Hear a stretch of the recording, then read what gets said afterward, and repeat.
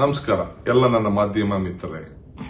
ಇಂದು ಸಂಜೆ ಬಿಜೆಪಿ ಮುಖಂಡರಂತ ದೇವರಾಜೇಗೌಡರು ಅಪ್ಪಟ ಸುಳ್ಳಿನ ಹೇಳಿಕೆಯನ್ನ ಪತ್ರಿಕಾಗೋಷ್ಠಿಯನ್ನ ನಡೆಸಿದ್ರು ಅಂತ ತಿಳಿತು.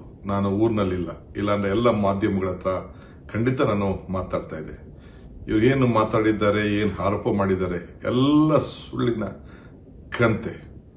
ಎಲ್ಲ ಅನೇಕ ವಿಚಾರಗಳನ್ನ, ಪೆನ್ಡ್ರೈವ್ ವಿಚಾರ ಇರ್ಬೋದು, ಬಿಜೆಪಿಯ ಆಂತರಿಕ ವಿಚಾರಗಳನ್ನ ನನ್ನ ಹತ್ರ ತಿಳಿಸ್ತೀನಿ ಅಂತ ಹೇಳಿ ಪ್ರಯತ್ನವನ್ನ ಮಾಡಿದ್ರು. ಆದರೆ ನನಗೆ ಸಮಯ ಸಿಕ್ಕಲಿಲ್ಲ.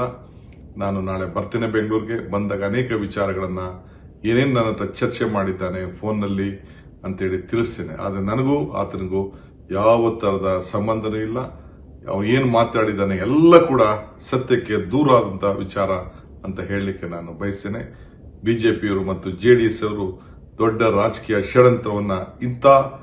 ಷಡ್ಯಂತ್ರವನ್ನ ಇವತ್ತು ಮಾಡ್ತಾ ಇದ್ದಾರೆ. ಏನ್ ಬೇಕಾದ್ರೂ ಮಾಡ್ಕೊಳ್ಳಿ, ನಿಮ್ಗೆಲ್ಲ ಅರಿವಿದೆ.